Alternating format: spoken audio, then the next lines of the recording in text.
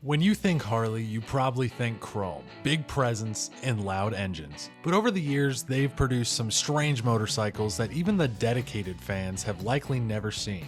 Today we're counting down 5 of the rarest and most unusual Harleys ever made, ending with a bike that barely resembles one at all. One of these motorcycles came so close to production that it may have even changed the entire future of the company forever. Kicking it into gear with one of the strangest motorcycles ever built, the Harley-Davidson Model XA. In the time of World War II, Harley had the tried and true WLA. It served its purpose as needed, but struggled heavily with the war campaign in Africa. In 1942, the United States Army was in the market for a new vehicle that would check all the boxes of being a desert machine. Somehow Harley got their hands on the BMW R71, and how they got it might be questionable, but who knows. They took a lot of engineering ideas from that, and Harley would create this two-wheeled beauty dubbed the XA, which stood for Experimental Army. Powered by a 45 cubic inch flathead boxer, it only had a max speed of 62 miles an hour, but was perfect for what they were trying to achieve. Paired up to a 4-speed trans, it wouldn't even be the most bizarre feature yet. Because putting that power to the ground, it wasn't a chain or a belt. The XA actually had a drive shaft, much like a car. Pretty cool stuff, especially since it ran 100 degrees colder than the WLA. The reason being was that the boxer design would stick out of the sides for optimal airflow. Less than 1,000 of these were made for testing, and Harley even experimented with 2 other variants. The XS, which was a sidecar version, and they also slapped that same boxer engine into a Cervicar. All 3 prototypes were submitted to the United States Army for testing, but despite the wild features, they passed on it, not for another bike, but for the Willys Jeep. Next up is one of Harley's boldest experiments, the XLCR, also known as Project Excelsior. During the late 1970s, cafe racers were becoming incredibly popular, especially overseas in England, and Harley wanted in on the action. Designed by Willie G. Davidson himself, the XLCR was Harley's attempt at building a true cafe racer.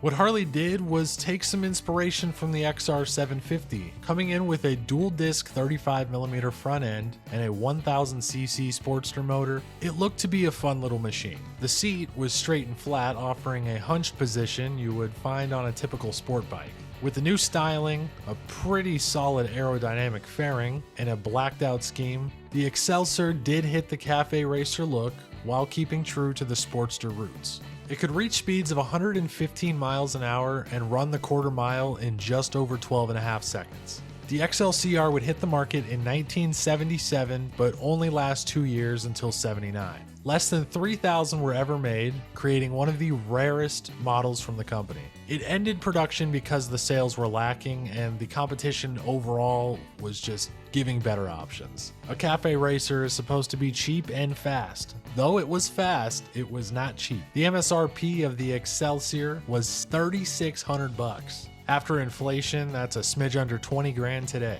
Riding into the number 3 spot on the list, we have a Dyna model that seems to have a small cult following online. Ladies and gentlemen, this is the Harley-Davidson Dyna Defender, or FXDP. As you can probably tell, the Defender was a police model. It took the much-loved FXDX as the base, and they went wild with it. Keeping the blacked out design, the dual disc, the Mickey Mouse gauges, at the heart it was still a DX. They added heavy-duty shocks in the rear as well as stiffer springs up front in the forks. Coming with baby apes, a windshield, wide glide style ignition, it would be a hodgepodge of Dynas into one. For the comfortability of the officer, it featured floorboards, a sprung solo seat, fog lights, and coolest of all were those polycarbonate saddlebags. The Dyna was a superior chassis for riding around town and being nimble through traffic. At the time, the only police Harleys were the Road King and the Electroglide, both of which were on that big touring frame. In terms of upgrades for the Defender, it harbored the Twin Cam 88 featuring a hotter cam as well as a little bump to the compression. In return, the engine would get about 8 foot-pounds of torque more than the basic Superglide. The Defender was not super popular among the agencies as they opted to lean more towards the Kawasaki and BMW. I can't blame them, they probably got better pricing and a Harley's not for everybody. But that's enough of the Dyna, let's go hit a market that Harley had no business being in. Now when you think Harley, is this what comes to mind? Well, taking up the number 2 spot, we have the VR1000. It's a sport bike. Now, Harley has a very rich history in racing over the last century, but as the tide shifted to the sport era of riding, the AMA Superbike Championship was their next target. They weren't going to do it with the Sportster, so in the late 1980s, an entirely new beast was created. The initial release was going to be in 1990, which turned into 92, then eventually hit the track in 94. So it was just a tad late. On top of that pressure, Harley was trying to be the first American manufacturer to compete and hopefully dominate in the superbike scene. Powering this little thing was a dual overhead cam 60-degree V-twin with fuel injection. Keep this engine in the back of your head for the next and final bike, as it does relate. The AMA did have a rule where the company had to create at least 50 motorcycles for the public to be eligible, much like how NASCAR is with their manufacturers. Funny enough, all 50 of the VRs were sent to Poland because of the emission laws, so that's cool. The street version made 135 horses, while the race bikes pushed that figure to around 165 at just 388 pounds wet. Harley wanted that trophy, and they got some of the greatest AMA racers of the era to ride this VR1000. Most notably would be Miguel Duhamel. They had all the right tools, but perhaps the execution was wrong. In 1994, when the VR hit the track for its first season, they didn't win a single race. Everyone who rode it said it was a work of art, and an incredible machine down to the core, but it did lack the power to keep up with the Kawasaki's and Ducatis. In 1999, racer Chris Carr won 2 podiums and was named Rookie of the Year, so obviously it wasn't the talent's fault, but more so the machine under them.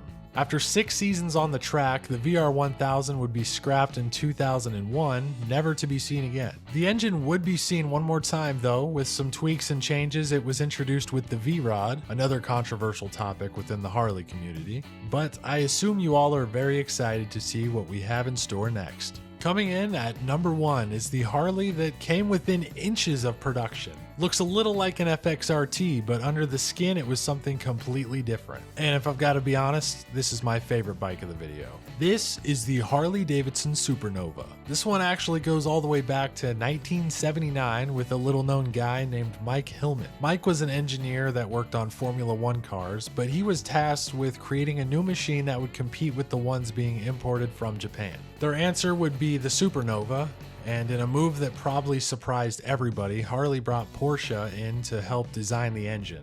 In collaboration, they had created a liquid-cooled 800cc V4 that put out a whopping 80 horses. As you can see, it looks a tad strange compared to the normal 45 V-twins we have today. But originally the plan was to go with a single carburetor, but the final product was going to see a form of fuel injection. The engine itself was a structural piece of the chassis for a stiff, responsive ride. The Nova project had some internal hype around it, and nobody wanted it to get leaked, so all the talk and planning was done secretly.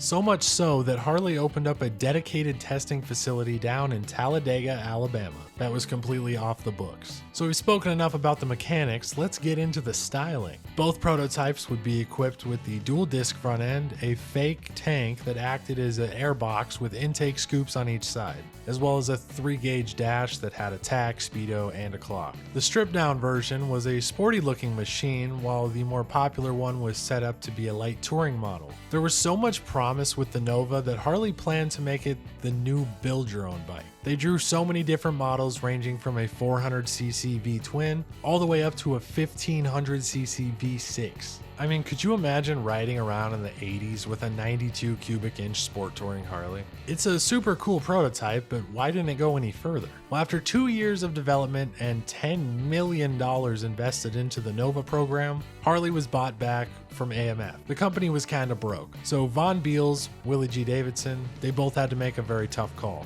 Because in unison with the Nova program, Harley was working on the newest mainline V-twin known as the Evolution. They couldn't afford to juggle both, so they made the safe decision to go with the Evo. Was it the right call? The world may never know, but you guys let me know down in the comments what you think. I just want to say, this video was super fun to make, and just learning about all these wild machines had me giddy. Thank you all so much, each and every one of you who take the time out of your day to watch my videos. And as we are nearing 10,000 subscribers, I see my childhood dreams coming true on the screen in front of me. If you're still watching, comment down below Red Rooster, because the Purple Pumpkin Gang went off. And don't forget to hit the like and subscribe button. Ride safe out there, but I guess if you can't do that, ride hard.